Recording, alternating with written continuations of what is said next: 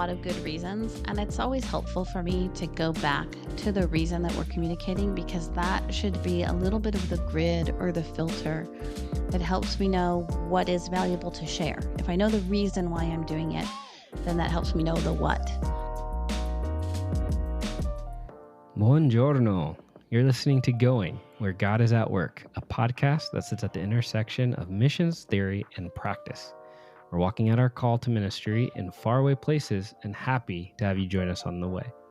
I'm your host, Jesse Pauley, a missions leader serving in Rome, and I'm here with Alessandro Di Leonardo, our church planter in Cisterna di Latina, and Jen Williamson, our missiologist who lives and works in Lyon. How are you guys doing today? Doing good. Is that more believable? That is better. That is so much better. It's said with a lot of oomph and confidence.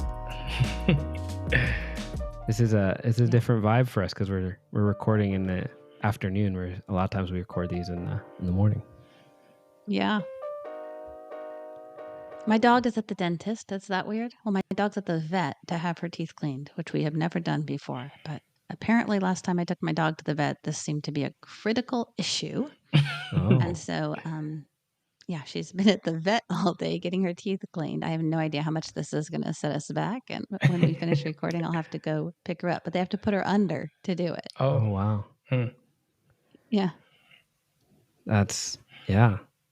Yesterday, we actually had one of the guys that attends one of our English conversation nights. He showed up for the last 10 minutes, and it was because he couldn't get there sooner and stuff because of his dog was having surgery to remove a tumor. Ooh. His dog is 16 years old, wow. And he was getting a tumor removed, and he was very distraught. And so we prayed with him and comforted him. I tried texting him today, but I have not heard yet how his dog is doing. But yeah, so I guess, and I think it started with having to do something with the teeth. So I guess there's something to do here because that's what jogged my memory. Yeah. Oh yeah. Sorry, Jen. Sorry. No. Yeah, no, that wasn't what I was trying to get. This was like an issue of tartar. So I don't know. We give her like the special teeth cleaning treat things every other day. But anyway, just a new adventure today. Never had my dog's teeth cleaned before. So yeah, there you go. Well, it's interesting. We're going to do our first, I know this might be controversial for some people, but we're going to do our first trick-or-treating with our kids. So here, we should say we're recording on Halloween. Yeah, today. I actually like the way they do it here. So it's instead of it going to people's homes and like trick-or-treating, you go to the businesses along the streets. And so you just kind of pop in and kids say dolcetto, scherzetto, and they get a little sweet or do a little, they're supposed to say a joke, but I don't know that any of the kids tell jokes. I think they just get sweet. But yeah, so we're excited. So as soon as we're done recording, I will be going and ruining my kids' teeth while you're. So what are they dressed up as? Better. Sophia is a princess. She's a princess, and Malachi is going as a pumpkin. So. Oh, fun. Yeah, so we'll see how that goes, and we're gonna go with other kids and friends in the neighborhood. So that's great. Well, I'll also be taking my kids both.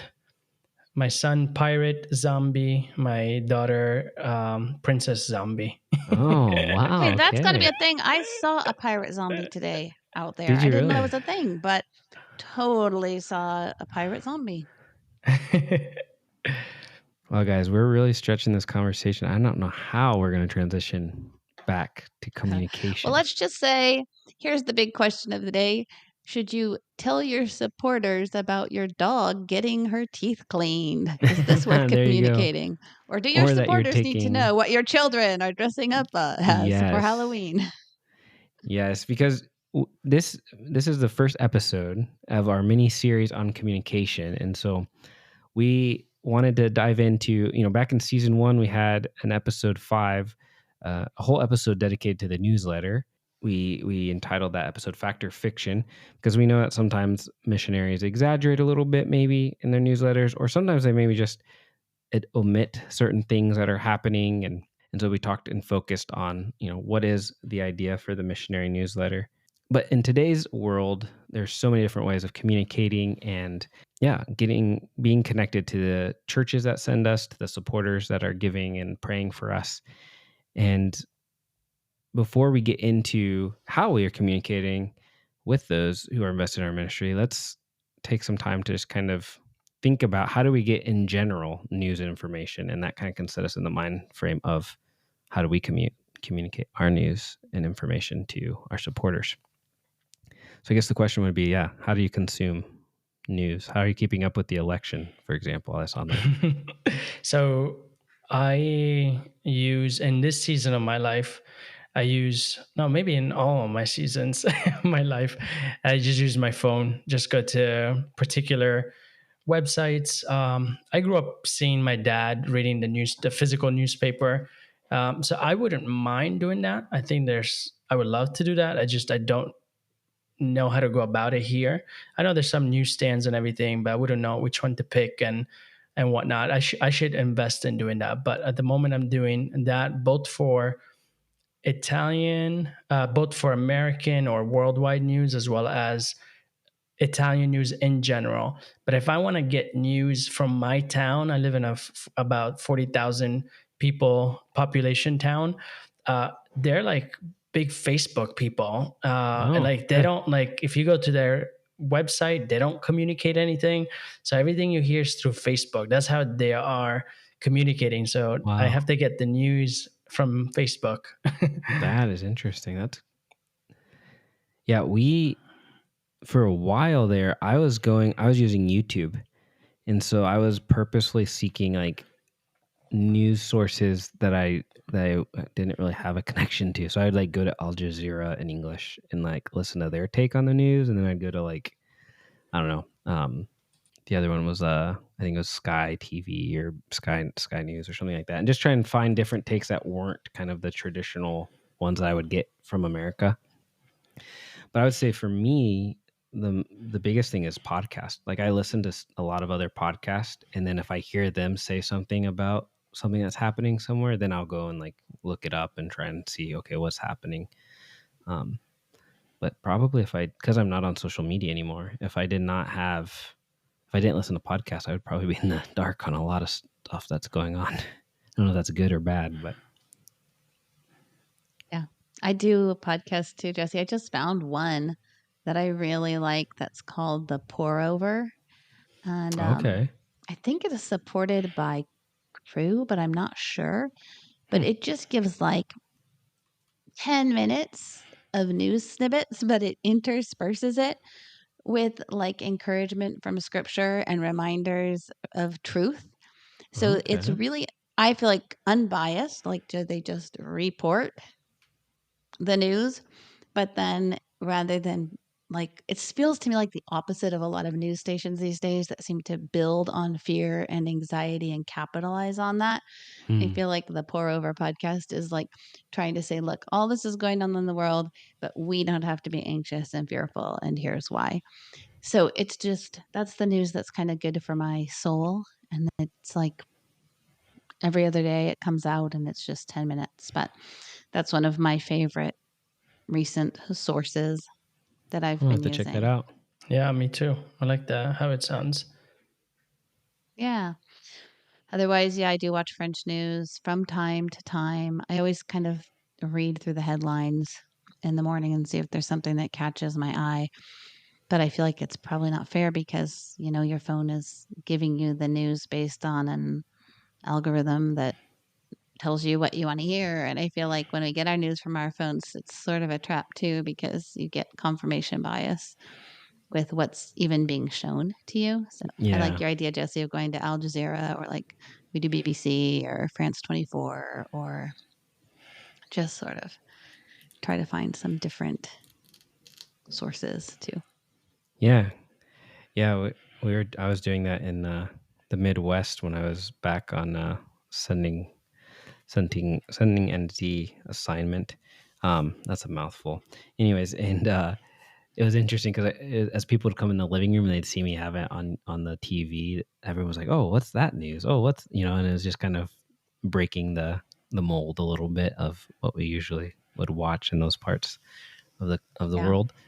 But yeah, there's so many ways that we can get news, get information. I was actually had a local pastor in my office the other day, and we were just talking about how he's part of the parent teacher committee, and like he's like the representative for his class here. And he's like, as a pastor, that is how I know what's going on in the life of the families um, in our neighborhood and in our kids' school. And so he's like, yeah, this morning I was at breakfast with like 10 of the moms, and he's like, I'm hearing like all the questions they're asking and the different things, and it's like that's how I'm getting my local news, is through that. So I thought that was interesting. But yeah, so just like we can, receive news on the world and what's happening, or news on what's going on around us, um, in many different ways, we also have different ways to share stories that are happening in our ministries back with those that are supporting us. Um, and so let's take a minute real quick to do a quick recap on the purpose of communicating with our supporters, and then and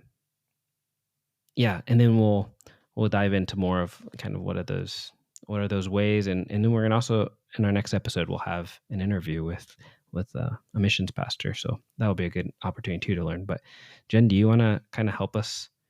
It might be obvious, but do you want to help us think through why we should be communicating what's happening on the field?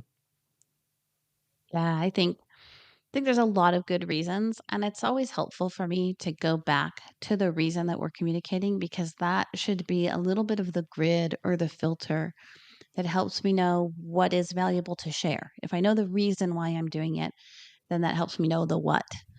Um, so, first of all, it's great that we can invite two-way communication these days. The missionary newsletter was a pretty Mm. one-way source of information, not that people couldn't write back.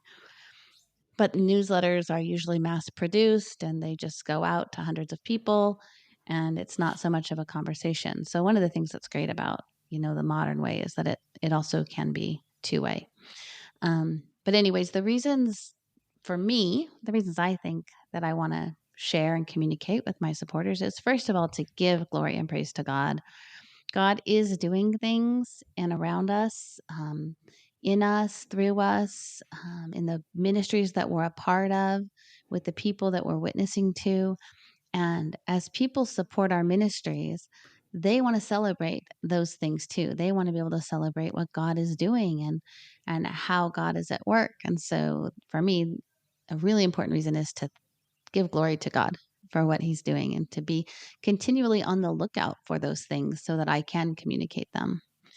Another reason is to ask for prayer, for both what's working and maybe for where we're stuck, for where we're hurting, for our needs, to even just for events that we have coming up, or ministries that we're a part of, to ask for God's wisdom and guidance and direction in all that we're doing. And I know that that's a big part of our work, is the people that are praying for us. That's a big part of what's going on here. I believe God listens. I believe God responds. I believe God answers prayer. And I believe that prayer is an important part of all of our formation as as missionaries, and also, as supporters or as people who are sending.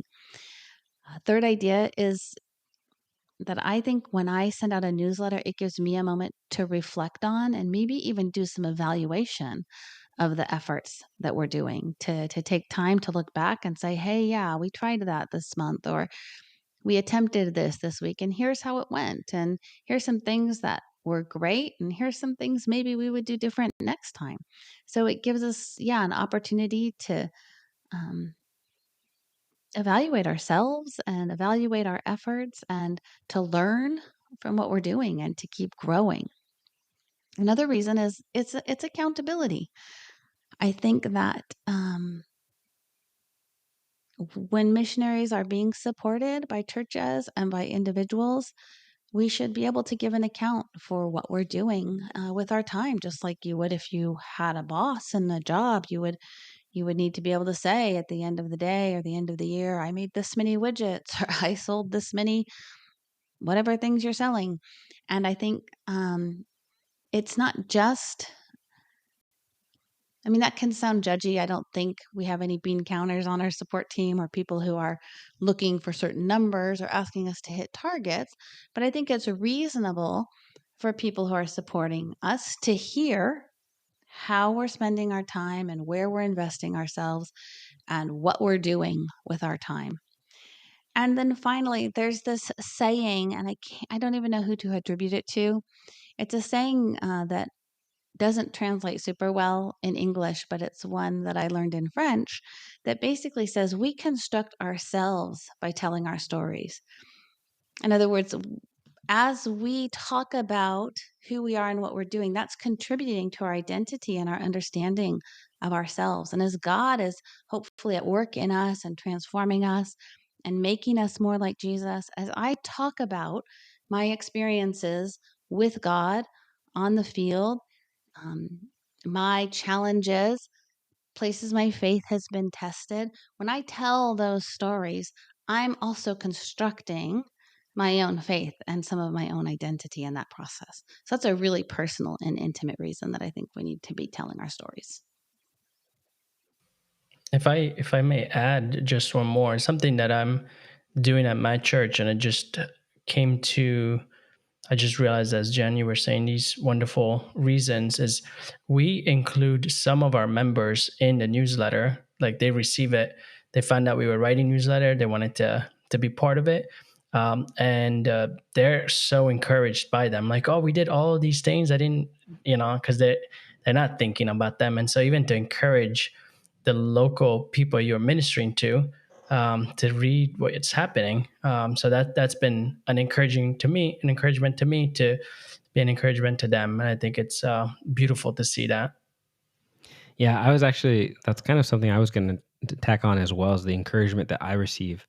I realized, I can't remember if it was earlier this year or when, but I realized that like sometimes I can, when you don't see fruit of what you're doing, you start to kind of question, like, am I doing anything? Why isn't I seeing fruit? And then, but when I would write a newsletter, I would see like, oh yeah, these are all of the good things because you're focused on recalling those things. And I actually had a friend say that same thing too. He was like super discouraged, and then he wrote a newsletter, and he's like, that actually helped me get out of a little bit of a rut I was in, because I realized, oh, I actually have been doing so much. And yeah, there's just something to that. And I wonder if that's part of what, what kind of was encouraging even to Paul, because we think of Paul's epistles, like so many of them were him writing back to the churches that were supporting him and recognizing and thanking them for their support.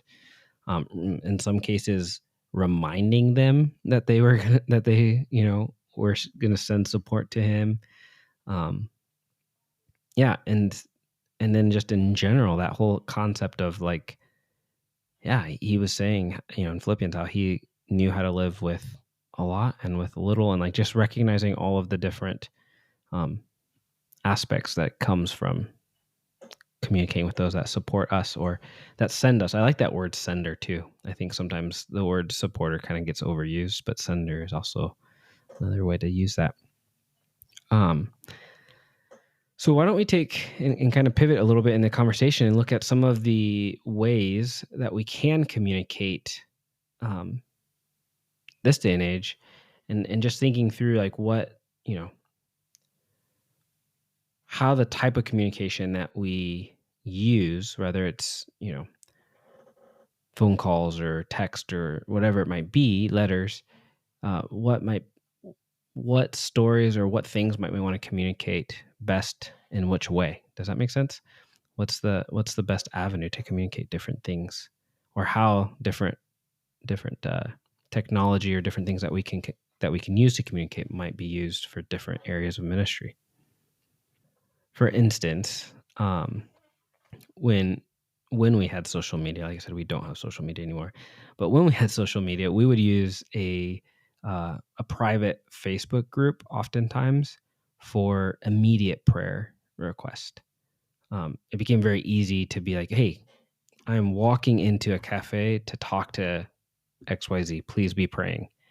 And because it was on Facebook, where unfortunately a lot of people kind of have that constantly open on their phones, or that's the one of the first apps that they turn to, they would see it as they're scrolling, and it would just kind of remind people. We had a few different people tell us, I never see your newsletters in our email, but whenever you post the link to those on our Facebook, I always see them there. And and so yeah, I think for us that became something that was an easy way of like immediate prayer requests got to people quickest when we just posted a quick prayer request on Facebook. So do you have a way that you communicate those sort of immediate prayer requests now that you're not using social media? Have you found something to replace it, or is it just not something that's part of your communication strategy right now? Yeah, I would say it's definitely something I'm thinking about. We don't have a good replacement yet. I've been toying around with the idea. I don't know if you guys are familiar with the WhatsApp communities now that they have. Oh yeah. I like those a lot because you can kind of like, yeah, you can do a lot of dividing up the groups and stuff, and then just sending out an announcement that people can respond to or can't respond to, because sometimes you don't want, a bunch of responses. So I kind of was toying around with the idea of that, although I will say that most of our North American friends do not use WhatsApp, unfortunately. And so I don't know how well that would go over. But really right now, Jen, the only thing to answer your question is like there's some key people that I text with. And so I just shoot a quick text message to those people. Just so you know, Messenger is starting to do communities too. Oh, Facebook Messenger. Yeah. See, we don't even have that though anymore. Like we've gotten rid of all of it. But yes, that's good to know too. Yeah, the way I like it, I kind of do the same. Where apart from the newsletter, I'll just text somebody or email someone, but I email a strategic person that I know that they'll diffuse the message. They'll let others know. So there's always those who know how to gather other. So I kind of do that. That's one of the ways if I really need to communicate something, I'll send it to particular people that I know that they will get it to the masses. It's good. That's a good idea.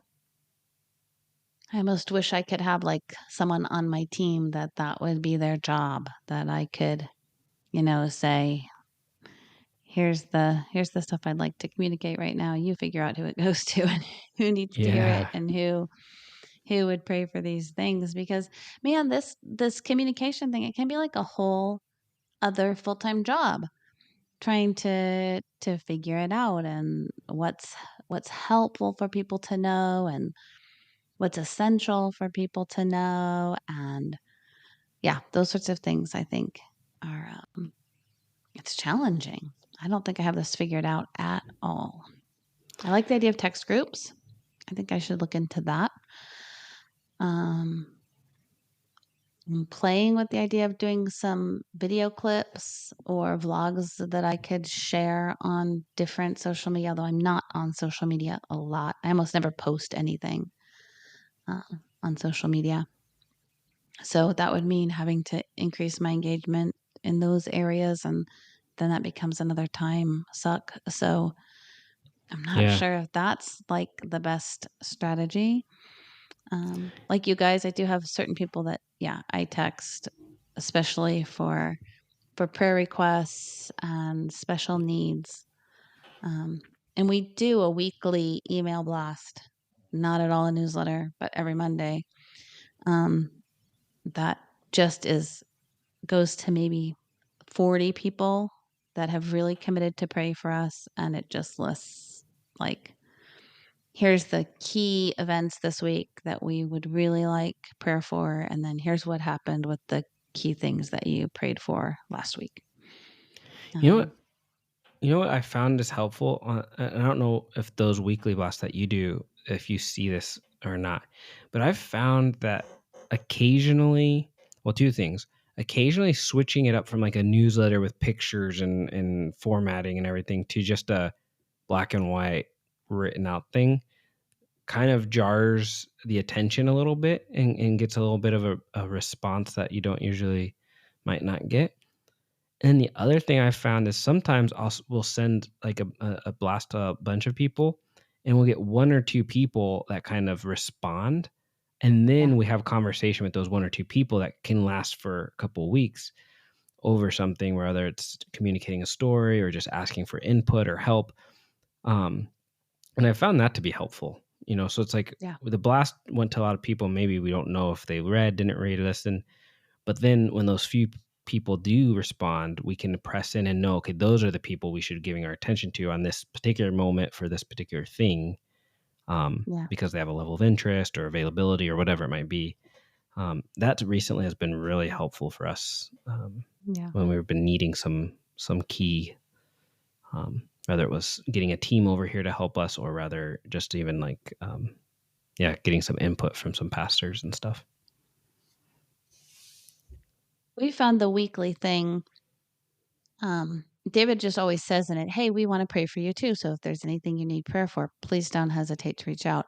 And we will have people respond with their own prayer requests Mm. to that prayer letter. So it's just an opportunity for us to really support and love our supporters as well. So we do find that some will respond with their own prayer needs from time to time, and that's great. David and I, really do take that seriously and pray for them and follow up and ask how that's going. And I think that's good because I think it is relational that way. It's not just like the center is us and everything's about us, but it says, "Hey, we're the body of Christ together, and I'm doing ministry here, and God's at work in your life there around you, and so we want to support that as well." So I do like it when people respond and ask us to pray as well. Yeah, that's great to have that two-way communication you were saying before. Because when I get those few emails responded back, I love reading them. One of the things that given that I'm pastoring a church, the church has its own social media. And so, with that, what we do is it's not as private because obviously we're trying to be more public. And so, if we did like an event where missionaries came, or the church itself just did something, we would then post something where we write something and show. And so that's one way communicating to whoever follows us, and then also our people. So there in those cases, maybe not as we're not posting anything private where we're asking for prayers, but that is a means of how we communicate what we are doing as a church, and who we have partnered with and what are the events. And so definitely using like Instagram and Facebook and ways to not just save it up for that month, and send it to only who supports us, anyone, and they can see it. Even local pastors here, we feel a connection. Oh, that's great. You guys did that. You worked with that team. And then I get to see what they did. It seems to be something that a lot of churches are doing. Yeah. Yeah. And I think the other thing that has increased more is even the video connection, like to be able to do a video call or a video, um, sending a video. We had a small church during COVID that reached out and asked if they could have a video call with us. And so we hopped on video call with their missions committee and just chatted for a half hour, 45 minutes before one of their worship services. Um, and then we've had a church, another rural church, that asked if we would send them a video, where we sat down and explained kind of an update on the year and things. Um, and they were so generous, even with the amount of time. They're like, yeah, it can be a 10-minute video. Like, they were just very generous with the time and the service that they were going to dedicate to sharing the video and stuff.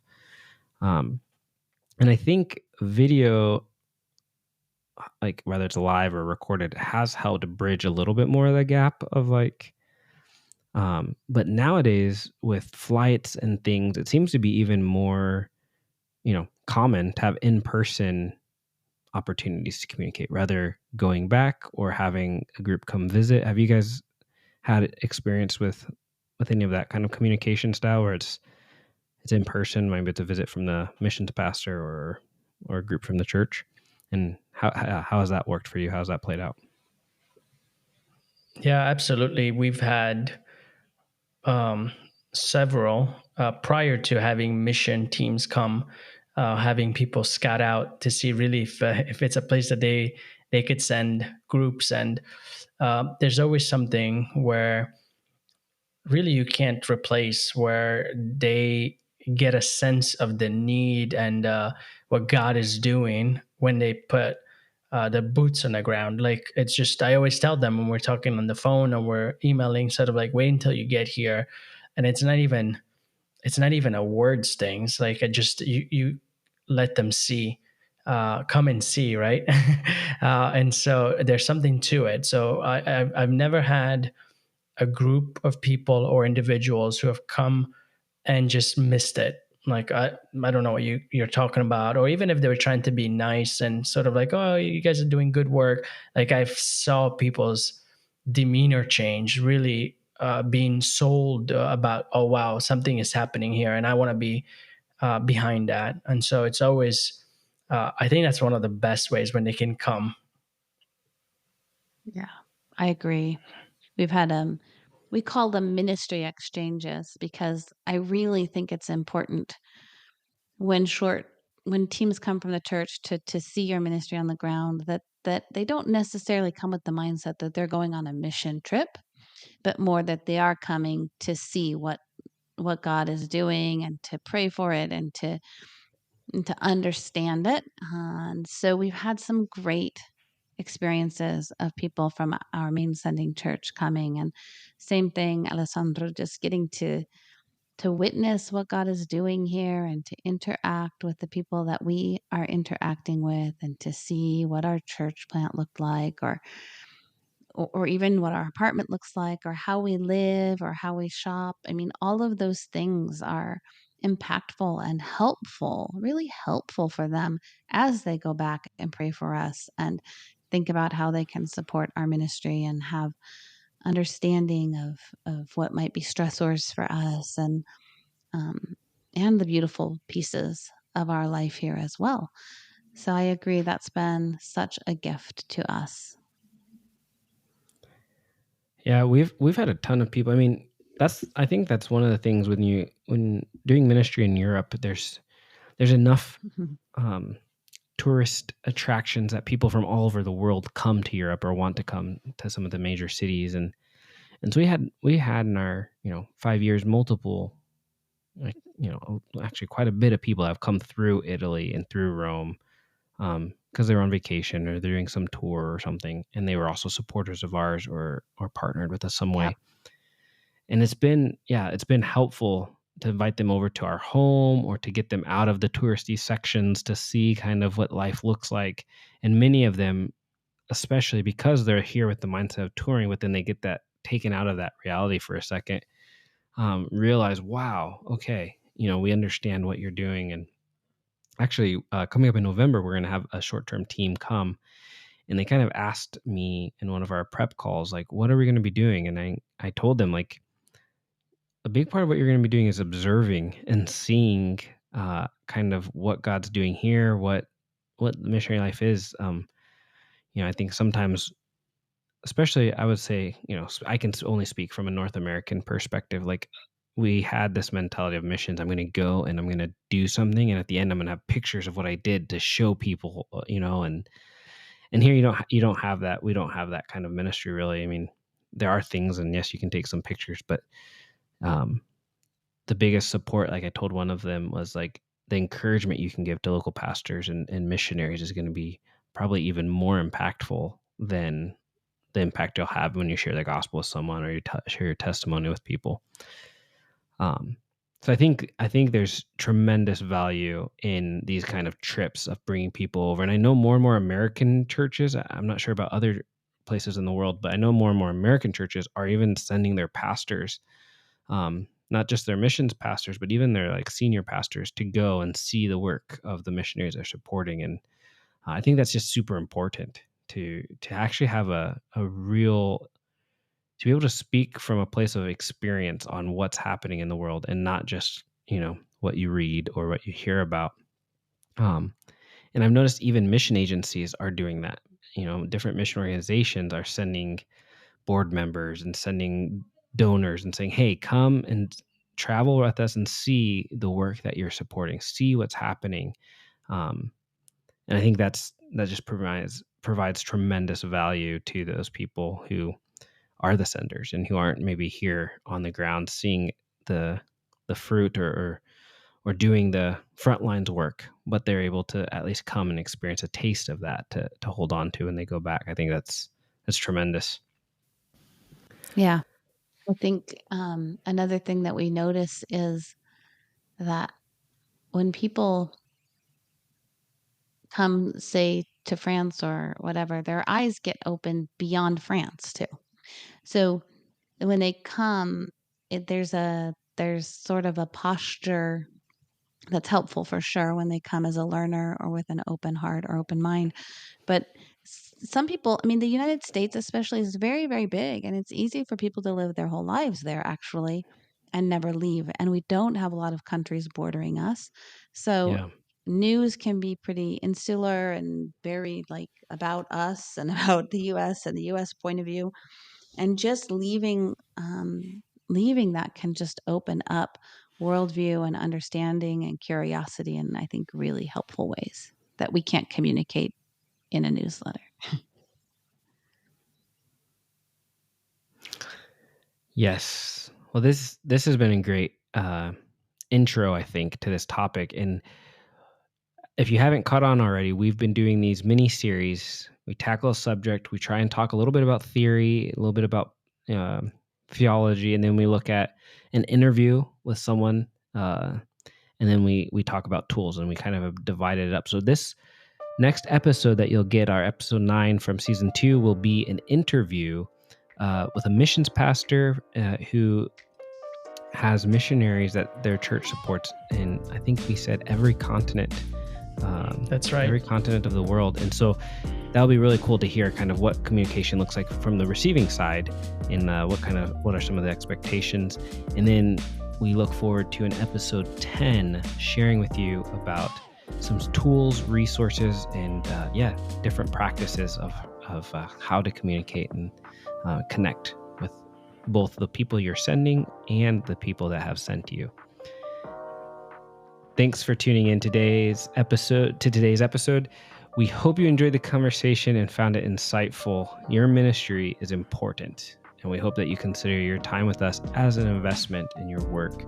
Don't forget to subscribe, leave a review, and share this podcast with your friends. And until next time, keep going wherever Jesus leads.